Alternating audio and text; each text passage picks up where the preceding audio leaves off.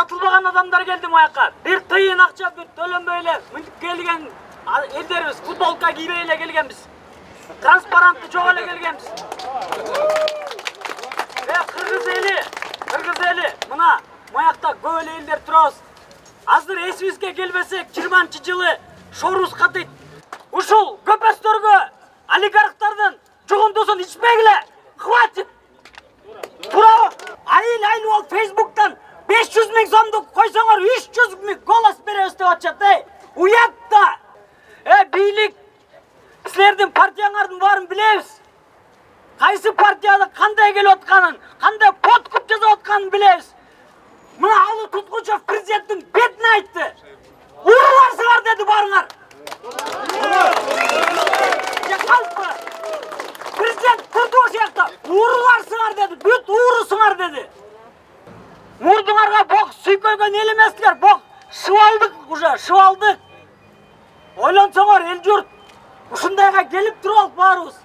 Маякта эми Макалева деп кыйкырдык баягы күнү, сексалуу деп кыйкырдык, Бул эми булардын авторитетин айтып койдук. Анан сыймыктын деңгээлин көрдүк дейт. Мен эмне спикер айтпады Макалева деп.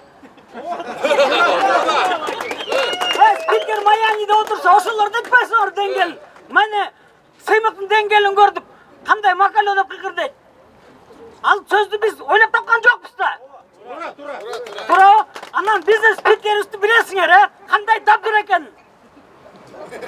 Билесиңер да. Дабдыр да бул жөн эле эмне? Сотко берсе берсин, дабдыр да жөн эле бирей. Өз эмне окуганын билбеген, жазганын билбеген. Спикер премьер-министрге жазса 10 кылат экен. Суверч.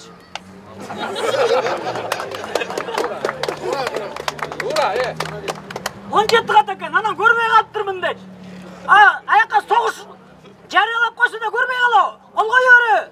Урматтуу президент, бұл сілерден тарихи вазипаңар. Ушул шайлоону мыйзамды өткөргүлө.